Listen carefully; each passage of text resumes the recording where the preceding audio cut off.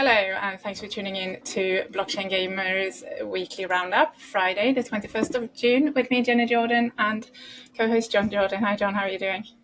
Hello, how are you? Good. Yeah, good. Nice and summery for Happy Midsummer, yes, of course. Midsummer, yeah. Yeah. Right, so this week we have been looking at Ton. It's all the craze. Ton games on, it's Hamster Combat, Notcoin, the lot. All the big games. All the big games, all the quality ones. Yeah. No, significantly though, it shouldn't be we shouldn't be blind to the fact that perhaps, the mass adoption of blockchain, as has been spoken about kind of a lot in the last year, which has sort of been thought of as coming from these or just that first breakthrough title sort of thing, when that first big shooter comes that everyone wants to play, or when they start having digital ownership and a lot. But maybe actually mass adoption is not going to look like that at all. Maybe it's already started with Telegram having already had what their recent sort of craze game Hamster Combat has reported 158 million players in the last week. Pardon? Wallets. Yes, even wallets. So these are then significantly like blockchain wallets, which are earning crypto. Now, you might say that that's not the sort of adoption that still matters for sort of in the how would you say if Well, I guess the question is, how sustainable is it? If people are just sort of tapping on, if people are getting loads of bots to like tap on in these games in the hope of getting an airdrop. Exactly. I mean, there's just no way on earth 150 million active wallets is people. I mean, it's just I don't know what percentage is bots, but I'd be amazed if the majority of 150 million people doing that is people. Exactly, and some people would even think it's debatable whether these are even considered games. But that's similar to when free to play came to mobile, and it's just changing the landscape and the definition of what games are: social experiences or interactive experiences that give people pleasure. It's sort of it's like hyper casual. Yeah, exactly. I guess the question is, that's really sort of great marketing and viral marketing, and obviously Telegram's very good at that. Once these tokens get distributed, then what is I think fundamentally utility is not necessarily a great word, but for the tokens to have value even in the short term, they have to be useful for something. I guess that's what we say. That's a shortcut of saying utility. So we sort of had it with Notcoin. Notcoin was a fantastic sort of project from that point of view, but then it's sort of, what is the purpose of Notcoin? I mean, maybe it is just a meme coin. You can say, what's the purpose of DAUs or something? But for me, that would just be what in a year's time are we going to be talking about any of this sort of stuff? But isn't that sort of in a way the defining kind of difference between a utility coin, something that actually fills a function, and a meme coin? The very sort of nature of a meme coin is that it hasn't got a function apart from that it's become sort of a viral meme coin, Yeah. I mean, I think it's fine. I think if you want to be in the meme coin space, then that's fine. I think the problem you sort of have is people who sort of, they think they're selling meme coins, but their positioning is they're selling a utility coin, or it's like a meme coin with a roadmap. That's like, well, I mean, the point of a meme coin is it doesn't have a roadmap. Doge works as a coin because the guys did it as a joke and then walked away from it. The people who invented it just rejected it, sort of thing, and it got taken up by a community, and there was so. And I think realistically, in the long term, there's one meme coin. There's sort of one obvious sort of winner there in the meme coin space, I think. So anyway, but I think you are entirely right to point out that that's the stuff on Telegram is sort of interesting, and I guess it's a question of, like many things in blockchain, is it sort of an interesting sort of 2 months of interestingness, or can it be spun in a way? Can someone make an MMORPG on Telegram? I don't know if they can or not. There is one already.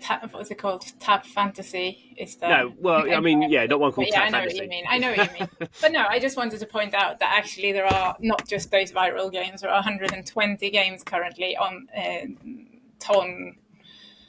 Yeah, the Ton platform. With all the games they have, obviously it varies in sort of genres, but there aren't any sort of deep blockchain games in terms of like MMORPG or shooters or that sort of thing. So, but worth keeping an eye on, definitely. Right, let's move on. Ronin has announced that they are going to let developers build zk-based L2s using Polygon's CDK. So I know Pixels has already sort of said, "Oh, this is really useful." Might be, see them kind of building their own L2 on there, and obviously this is something that other networks has already adopted quite a while ago. So it was sort of coming. We'd already highlighted before on the website that Alexander Larsen, the co-founder of zkEVM, had already actually discussed this in a thread on X before. So it's sort of been coming. Why is it taking them so long, John? Do you know? Well, they've not needed to. I mean, because Ronin is a permissioned blockchain. You can only deploy on Ronin if zkEVM give you permission. So they've always been able to control their block space. For other blockchains where you're just a permissionless, it means anyone can rock in and deploy smart contracts on your blockchain and use up all your block space. So sort of the point of L2s is, the sort of the main net's either getting expensive or congested or both. So people want to run their own. Yeah, you want to have a game where you have your own blockchain. That's an L2. So that's sort of what. So Ronin's not had to do it in the same way that maybe someone like. I mean, Immutable had to do it for different reasons because they didn't really have a smart contract blockchain. They had like an NFT blockchain. But anyway, I mean, it's just the way things are going, and Ronin's in a stronger position. And they've announced this now, equally saying the first, the earliest anyone's going to be deploying this stuff is Q1 2025. So it's still it's quite a long way off. Yeah. And talking of L2s, Solana Gaming L2 Sonic, which is like a new, kind of Solana-based gaming-specific blockchain building on called Sonic. It has raised 12 million in a token round at 100 million valuation, and they've also announced that one of the first sort of titles to deploy on it will be MMORPG open world one Lumiterra. Mm-hmm. I don't know much about the game really, but and they got a couple of other games also announced to deploy. Yeah, it's sort of. Going back to what we were just saying, it's sort of funny where one of the sort of points of Solana as a blockchain, was that it's really fast. You don't need to, it's not. There's no worry about congestion on Solana. It's designed in a different way from all these other blockchains. You don't need scaling on Solana. Run everything on the mainnet, and then of course someone goes, yeah. Actually, we want to do an L2 on Solana. So it's sort of, in a sense, I don't think Solana needs L2s in the way that Ethereum needs L2s, because Solana is just much faster and is designed in a slightly different way. I mean, I think blockchains potentially always do need scaling solutions, or people might want to run their own sort of infrastructure. But at the moment, it's sort of, the reason that there's not a lot of games on Solana is not because they're having problems with too much congestion. Yeah. The reason there's no games on Solana is people have not chosen to build on Solana, and when they were building on Solana, the price tanked and they all left, and a lot of those projects got discontinued. So there's not a lot of. There are some games, you know better than me how many there are. I mean, there probably are about 100 games on Solana, but there's not really many high quality ones. I mean, Aurora probably still there. Star Atlas. Maybe Colony building on Solana. Yeah, Parallel Colony. But it's just there was 2 years ago everyone was announcing Solana-based games, and it's not a sort of core thing anymore.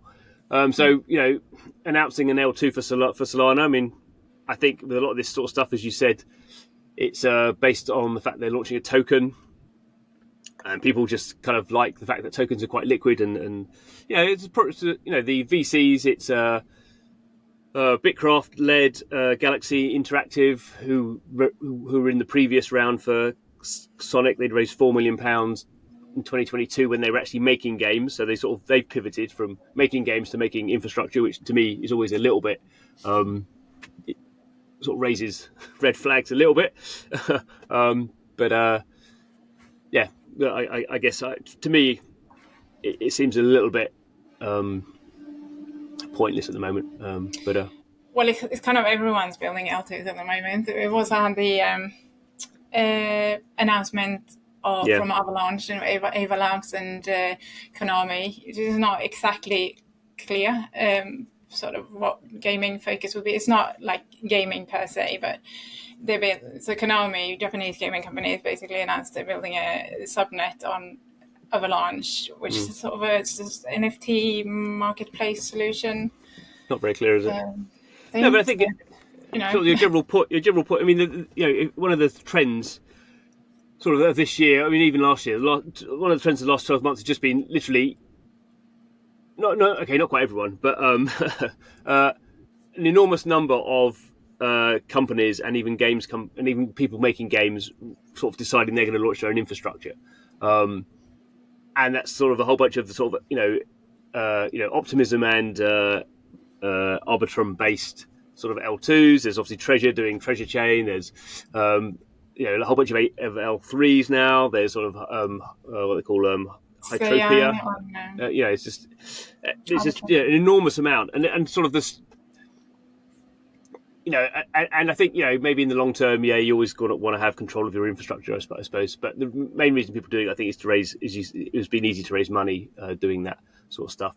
But in the basically we have an enormous number of blockchain games, none only a handful doing well, an enormous growing number of blockchains, most of which don't have any high quality stuff going on them.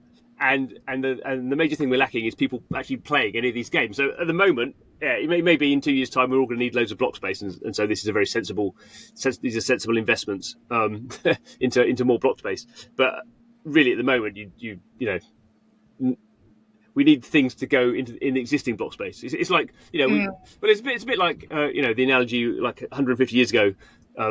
People in the UK were just building railways everywhere. Everyone was building, you just had an enormous amount of railways going everywhere because railways were the future. So, and most of those railways, don't exist anymore because, you need a certain amount of railways. But if you keep adding railways, you need the builders to get on the trains themselves, sort of thing. The builders. We need a railway track because the builders of this other railway are living in this sort of field somewhere, so they need a railway to get to the place where they're building the other railway. It feels a bit like that at the moment.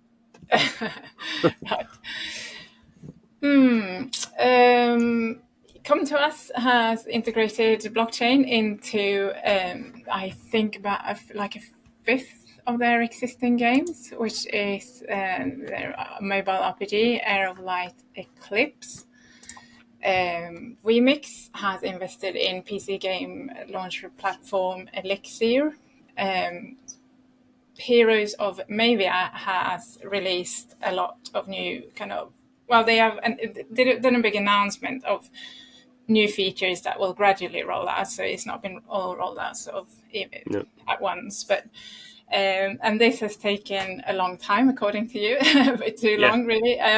So the game launched obviously to quite a lot of hype in the when the market was just sort of really changing towards being a lot more bullish, and it was just the right timing. They had 1 million mobile downloads through the app stores on their first day.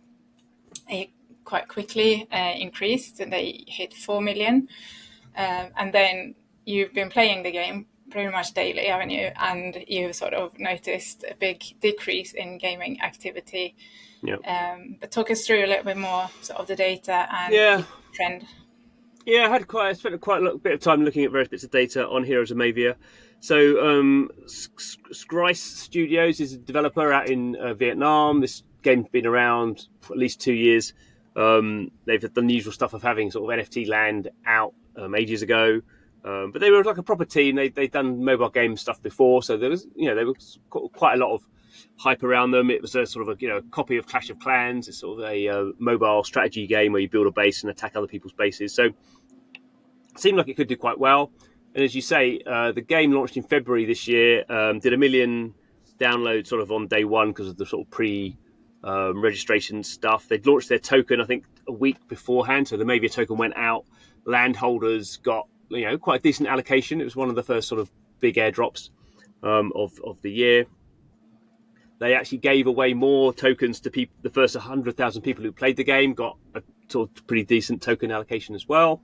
Token price, I think it first got tracked about $2, ended up about $10 at its peak. It's now back down to about 2 or 3, I think. So it launched really well. It went through, so 1 million day one, 2 million after 17 days, 16 days, another million, so up to 3 million within about a month, just over a month. So it's doing pretty well in terms of those download figures. And the game was the game had, like all games had a few sort of issues where you sort of played it, and there was a few sort of points where you needed too many resources, and I probably thought a lot of people would be not, playing enough to get the resources. The really weird thing that happened was it wasn't really updated very quickly at all. So only just this week have things gone in like daily missions. So any free-to-play mobile game will have daily missions, because that's what, come in and do this sort of stuff and win some extra rewards, and come back tomorrow and get more rewards. Almost like a streak sort of system. That's just basic. So to not have that for 4 months is just insane. And then as you say, they announced a whole bunch of stuff. They said they're like, I can't remember exactly what they said, sort of, not version 2, what they call it, part 2, I can't remember. There's a whole bunch of quite cool stuff in there. So they have this token called, they have this currency, called Ruby, which they did introduce as in one of their updates. And that's sort of like, it's not a cryptocurrency, but it's sort of a bit like a cryptocurrency. And you can use it at the moment to buy skins and cosmetics, which hardly anyone's done, because who cares about skins and cosmetics, really? And now they've announced it's going to be this marketplace where you can buy stuff in Ruby or the Mavia token. So there's sort of like an interaction between this non-blockchain currency called Mavia, called Ruby, which you earn in the game by playing it, pretty much. And then you can sort of swap that out for the Mavia cryptocurrency. So there's a way of sort of like, creating value in the game and then taking it out. It's not quite pay to earn in that direct sense. But anyway, there's quite a lot of cool stuff in there. There's like a wagering system, so I could play you and we could both put in 1,000 Ruby, and the winner gets 1,800 back, and the developer gets a share of it. I think actually they burn that Ruby anyway. So there's a bunch of stuff in there. But when I sort of looked at some of the figures, and my rough feeling for how many times my base gets attacked a day. So it's all logged in the game, so I just made a graph of it, and basically I've not been attacked. I've been attacked once in the last 2 weeks or something, and when the game first came out, I was being attacked like 4-5 times a day. So roughly, you can just tell from that anecdotal evidence that it's just people aren't playing. It's just not. There's just those level of people just doing the basic thing in the game, which is attacking other people for stuff. And there's a few. When they announced these new features, they said they had 4 million downloads. So we got like an idea about how long that had taken, and they said they had 74,000 daily active users. On average. So we assume that's sort of what it is now.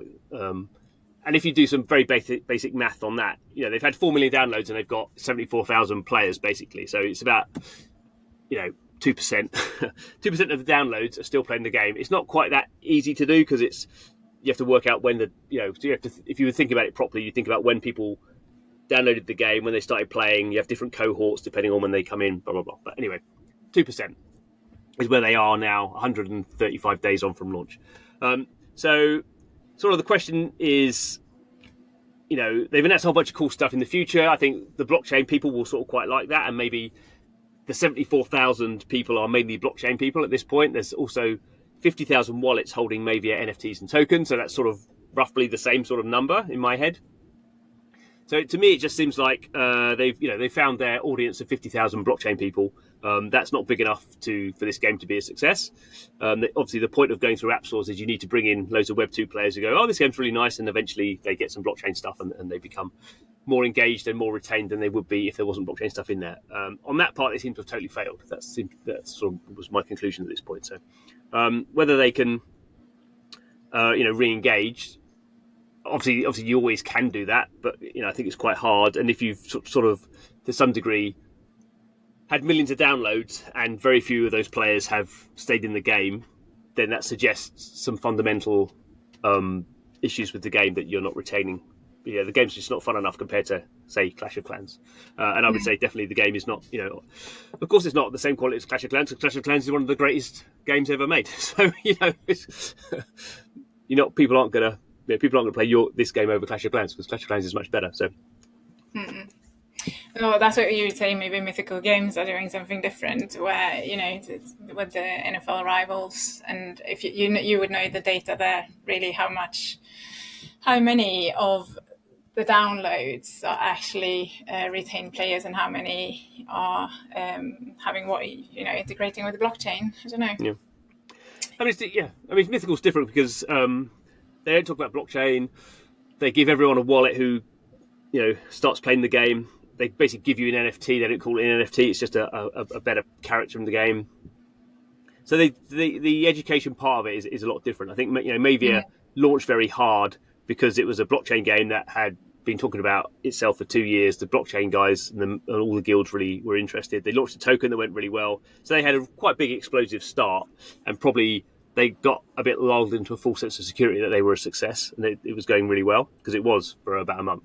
But it just seems weird to me that they launched without. It seems like from the outside they launched without a good roadmap of basic Web 2 gaming features, updates. And as soon as you launch a game, you got to go, this week the update's this, next week this. Next, you need to really, it's getting people to download your game is really, really hard.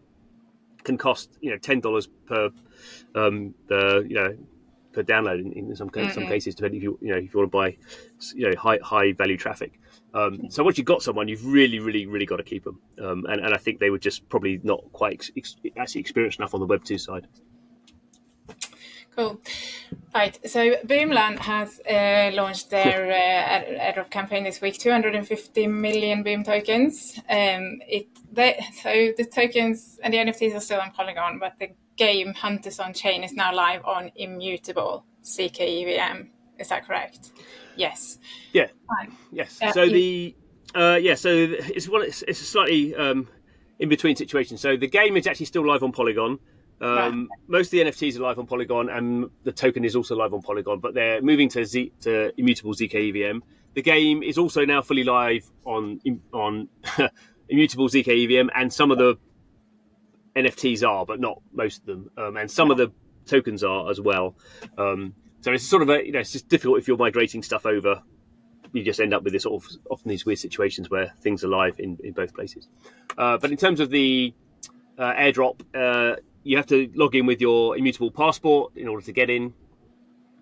One of the nice things, talking a bit about Web 2 and Web 3, so Boomland they come from a Web 2. They're basically a sort of startup from a Web 2 company, pretty successful mobile company. So they really know about Web 2 engagement and keeping people involved. And Hunters on Chain was a game called Hunt Royale, or there's a game called Hunt Royale, a Web 2 game, and this is a Web 3 version of that with NFTs and currency. So they're very aware of all that sort of stuff, the UA funnel and all that. And actually, the nice thing is when you log into the game for the first time, it basically gives you what they call a trial hunter, so one of the characters in the game, and you basically get that. And if you play for 14 days out of the first 30 days, they basically then give you that NFT. Even if you don't play, even if you don't do that, even if you just start playing straight away, you can still earn like very small bits of the game cryptocurrency called BGEM, and you use that to open chests and start to sort of get a feel of how the economy works. But the main token is called Boom, and that's what the airdrop's about. And that's how when you get to the stage of having the NFT characters, that's how you level them up. You need to spend a bit of Boom.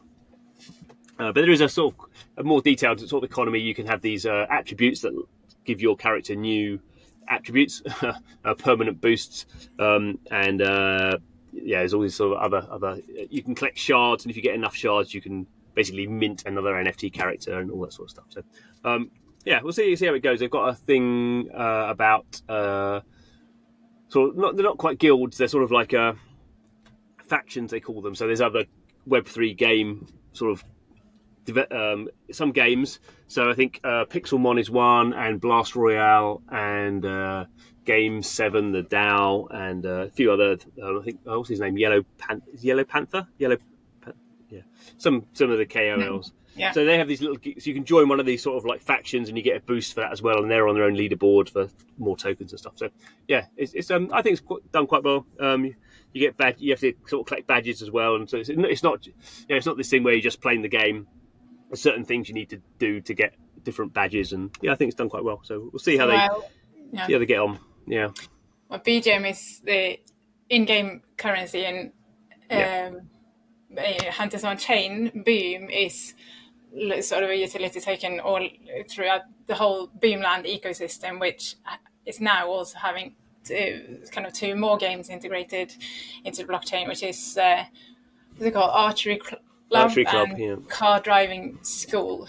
So which were just like Hunters, they were Web2, are Web2 games, mobile games that are now gradually going to integrate Web3 into them. So definitely lots going on for Boomland. But I suppose the significant thing is that you will now be able to just log in using your Immutable passport. And is that going to drive more activity on Immutable passports? And that kind of nicely brings us on to the next topic for discussion. But we're going to be quick here, John.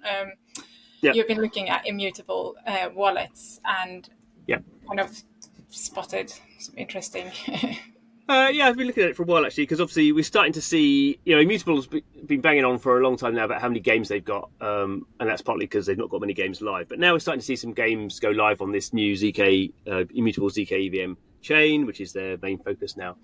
So we had Guild of Guardians went live, whatever it was, is it a month ago now? Something like that. Over a month. So that's gone live. They've said they had 250,000 MAUs on that. I don't know how many wallets there is. I don't think it's been quite as successful as they would have hoped. But I've been looking at the block explorer for Immutable zkEVM just to see if when these games are going live, can we see is there an uptick? We're seeing sort of thousands of people come on who weren't there before. Haven't seen anything for Guild of Guardians, and now we have sort of Boomland just happening. So I'm just sort of looking to see every day to at what point do we start to see? And what we have seen, and what Robbie Ferguson from Immutable, did a tweet out, and it was just basically that the growth. If you just look at the raw growth of the number of sort of total all-time wallets is going up now. I think it's about 3 million or 2.5 or something like that. It's got from May, it's gone up really quite rocket stick like. And his figure was actually the number of a monthly active wallet. So that's a sort of quite a broad figure. But obviously since May, we're still only in June, so that figure goes up as well quite a lot. I think 1.5 million active wallets in the month. But if you look at the daily active wallets, it's pretty much capped. It's never gone over 230,000 wallets. So I just did a graph of basically the sort of number of active wallets in the day versus the number of all-time sort of wallets. So as new wallets are added all the time, that number's going up. But at some point in April, before it really takes off, about 75% of all the zkEVM wallets are active. So you've got a very active core audience of probably blockchain people who I don't know if their gem thing was live then or they were trading NFTs or there was a fairly small number, tens of thousands of people who were quite active. And then as it goes into millions, obviously they start becoming less active because they're more mainstream. And at the moment, it's about 10% of the total wallets on Immutable zkEVM are daily active wallets. So even though it's putting on quite a large number of new wallets being created every day, on a daily basis, the number of active wallets is staying roughly the same, which is a bit of an odd situation. And obviously that's not quite as positive as Immutable just saying, look at our hockey stick rocket ship growth. Yes, that's true in terms of new wallets, but in terms of people every day doing stuff, that's not happened yet. I mean, I'm sure it will happen. I mean, almost it has to happen by just the amount of games they're putting out there. I mean, that has to drive activity. But we've not really sort of we've not seen that yet, for one thing. So that'd be the first thing to see before I make secondary points about what it means. Before we close, I'm just going to mention that you've been talking to Saga Blockchain CEO, Rebecca Lau. You had a podcast with her this week, which is available on Blockchain Gaming World YouTube and podcast. Also available through Substack, GamesTX. And finally, we do still have the nominations open for our top 50 People in Blockchain Gaming, which we've launched to sort of celebrate the best creators and people generally, most dedicated people in the industry. Nominations are open until the 30th of June. You can either find it via our X account or via our website. Please do participate, and have a good week. Thank you all for listening, and we'll see you all next week. Bye-bye. Bye-bye.